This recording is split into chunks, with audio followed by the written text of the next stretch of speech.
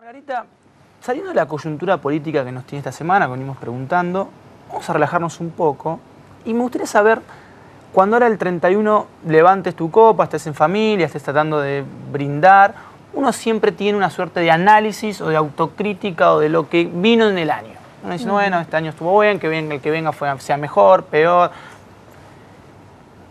¿Qué siente Margarita Stolbizer cuando hace ese análisis de lo que fueron las elecciones, lo que fue la oposición? ¿Sentís que te equivocaste en algo? ¿Sentís que estuviste acertada en esta decisión de, bueno, formar parte del FAP? A ver, por supuesto que yo reivindico la decisión de formar parte del FAP. Me parece que la existencia del Frente Amplio Progresista y el liderazgo de Wiener eran cuestiones necesarias en el escenario político de la Argentina.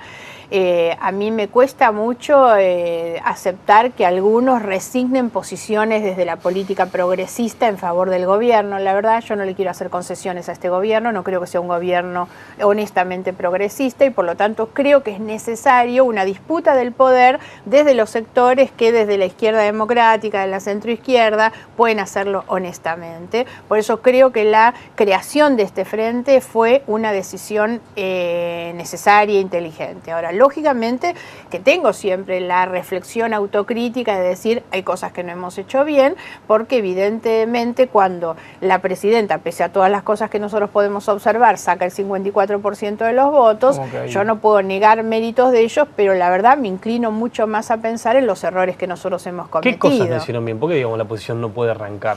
A ver, todos repiten, hemos cometido errores, hay cosas. Sí. O sea, ¿por qué es tan difícil armar un líder de la oposición? Bueno, primera cuestión, ese es el primer error, es pretender armar un líder de una oposición que no es lo mismo. Yo creo que nosotros tenemos que trabajar en la reconstrucción de un sistema político que sea más sincero, en el sentido de decir, bueno, la discusión tiene que ser de ideas y no simplemente una discusión pragmática de ver, nos juntamos todos a ver cómo ganamos. Y parte del error de la oposición pensada genéricamente fue cuando hace 2 años el kirchnerismo había perdido la elección, intentamos amontonar todo, el ejemplo del armado del Grupo A en el Congreso fue eso. Y eso fue lo que... Fue el fracaso, porque eso le hace perder identidad. Y yo creo que la discusión del sistema político es una discusión que tiene que venir tal vez con Macri desde los sectores más moderados y más de la derecha, disputarle poder al gobierno, y desde la centroizquierda con Wiener como líder, disputando nosotros por el nuestro. Hay que salir de la cosa del pragmatismo, de la conveniencia en la política. Cuando uno hace política honestamente, no puede terminar aliándose con cualquiera. Ese es el fracaso en alguna medida del radicalismo también, y tiene que ver con los acuerdos a contramano.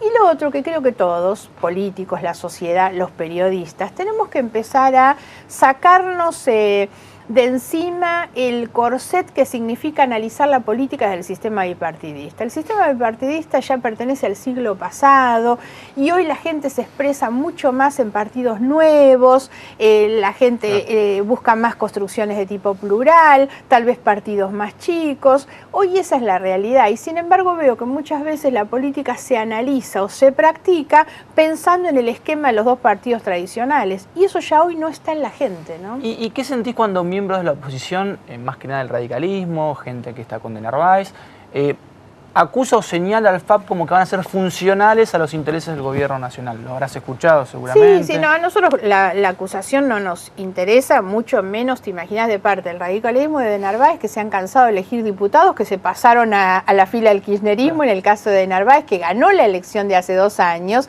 y toda su gente se terminó pasando al kirchnerismo, o el radicalismo que todos los gobernadores que eligió, todos se hicieron kirchneristas. Entonces la gente se pregunta también, ¿para qué voy a elegir a este que después termina siendo kirchnerista?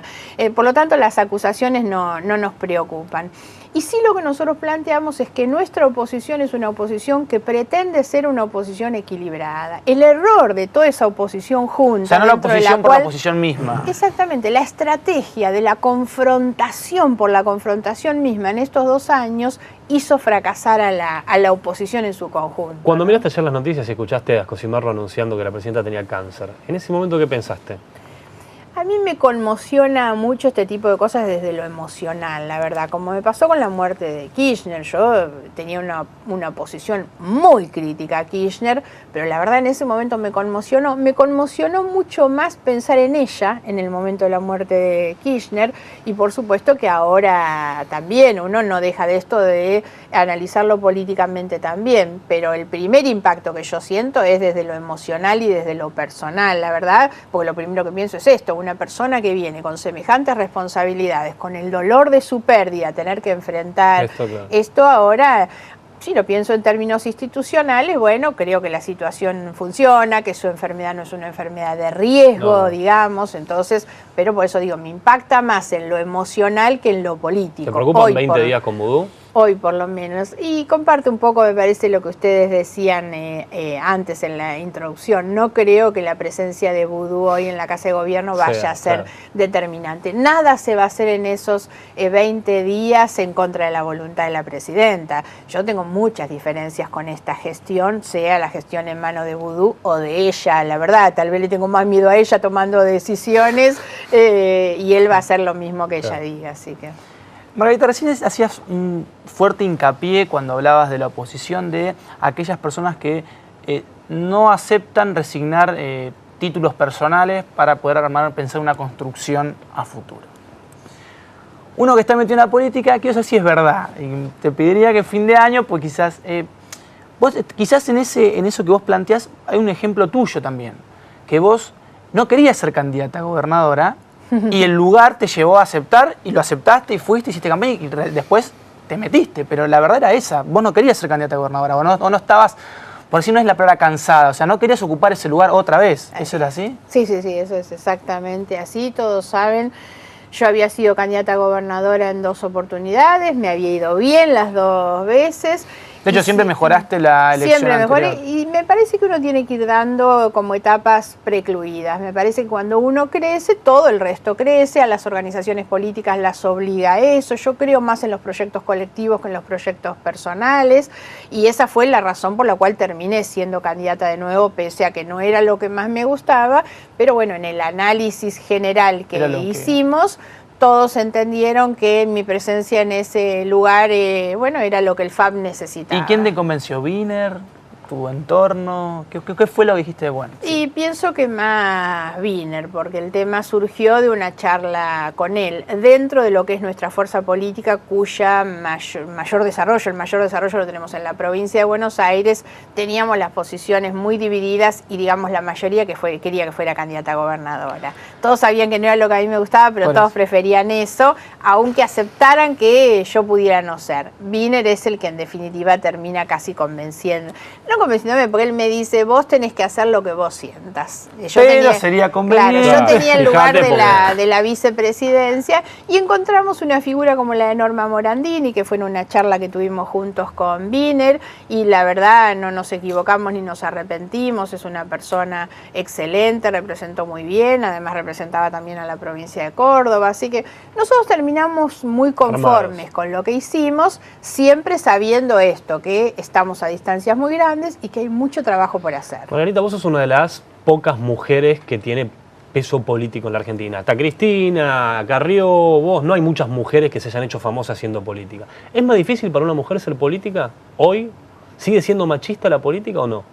La política es machista, la política es una actividad pensada por y para los varones, donde a las mujeres siempre le cuesta mucho más. ¿Lo sentís que no te respetan? ¿Tuviste cosas? No, por eso. Vos andás.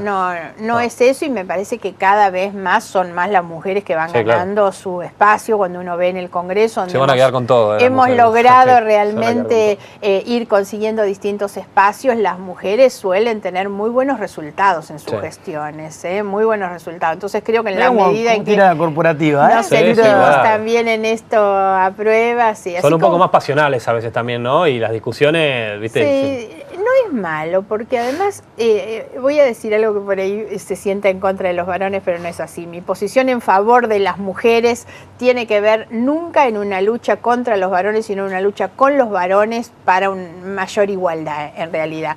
Pero siempre Pero siento... dándose por a nosotras, ¿no? Claro. Pero siempre no estamos en contra de siento usted, pero... que las mujeres políticas somos más parecidas a todas las mujeres de lo que los hombres políticos son al resto de los hombres. El hombre político tiene determinadas características, las mujeres políticas nos dejamos de hacer la comida, de mirar los cuadernos de los chicos, de tener las emociones que tenemos y las pasiones que tenemos. El hombre deriva todo en secretarios. El hombre tiene otro tipo, por eso digo, las mujeres sentimos que aun cuando actuamos con apasionamiento, con emocionalidad, estamos representando más al colectivo de las mujeres que lo que hace un hombre cuando actúa en política, ¿no? Teniendo en cuenta el tema de la mujer en la política, y ya centrándonos a lo que fue el armado del FAP, ¿estuviste escuchando un poco las críticas con Donda, con Victoria Donda, la diputada nacional, de no, porque el exnovio, la cámpora, ¿qué, tuviste posición tomada con eso? Porque también hubo mucho tema, estuvo muy central el tema de la mujer en la política también. Sí, la verdad es que... El efecto escote, ¿no? También. Eso quería... Eso que no sabía cómo decirlo. Cómo decir, el efecto escote, eso. ¿Tiene que ver algo? ¿La gente vota eso? A ver, no, a mí me parece que no, y además tengo una mala opinión de todas las cosas que se utilicen para descalificar a una persona que tiene extraordinarios valores. En términos, sobre todo, me refiero a Victoria, es una chica muy inteligente, muy esforzada. Ella se ha recibido hace poco de abogada, la verdad. Es una persona que arrastra una historia personal que la podría haber afectado de tal manera que eso afectara su vínculo con la política, con la sociedad, con la historia. Y sin embargo, ella ha resuelto su experiencia de vida en el sentido positivo, que es buscándolo positivamente, nunca con un resentimiento. Victoria es una chica muy inteligente y con un espíritu de colaboración.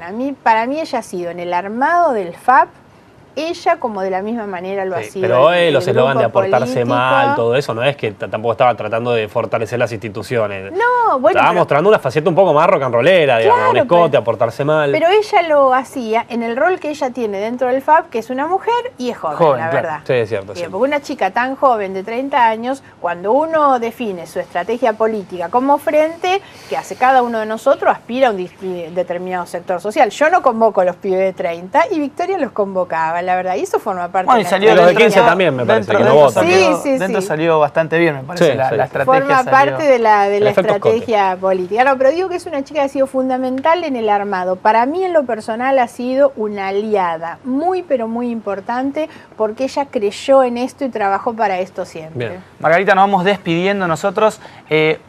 Muy cortito, un deseo para el 2012.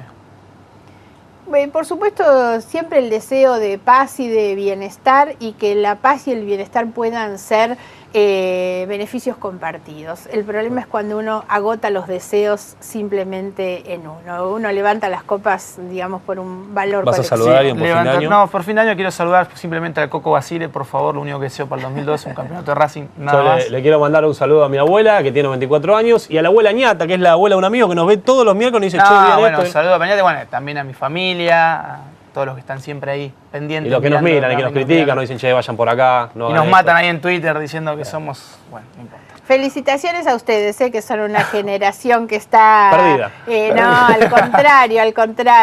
Muchas gracias. Nos genera mucho optimismo que haya jóvenes como ustedes. Gracias, Margarita. Buen en serio, año. que tenga feliz año. Nos despedimos hasta el año que viene, hasta el miércoles que viene.